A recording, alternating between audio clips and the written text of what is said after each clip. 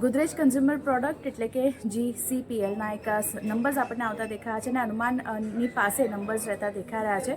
જ્યાં ભારતમાં આવકની વાત કરી રહી 4%, ઇન્ડિયાઝ રેવન્યુ વધતું દેખાયું છે. સ્થાનિક વોલ્યુમ ગ્રોથમાં 3%નો વધારો જોવા મળતો દેખાયો છે. અનુમાન હતું 1 થી 2%નું, એની સામે 3% ગ્રોથ આવતો દેખાયો છે. GSTમાં કાપની અસર જે છે 3-4% રહેતી દેખાઈ રહી છે. જ્યાં સાબુ સિવાય અન્ય સેગમેન્ટ જે છે વોલ્યુમ ગ્રોથ ડબલ ડિજિટમાં ત્યાં રહેતો દેખાઈ રહ્યો છે.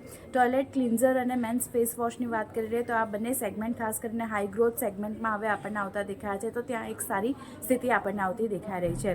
કંપની તરફથી જે ગાઈડન્સ બનતું દેખાઈ રહ્યું છે તેમાં તેઓ કર્યા છે કે ભારતીય માર્જિન હવે બોટમ આઉટ થઈ ચૂક્યા છે.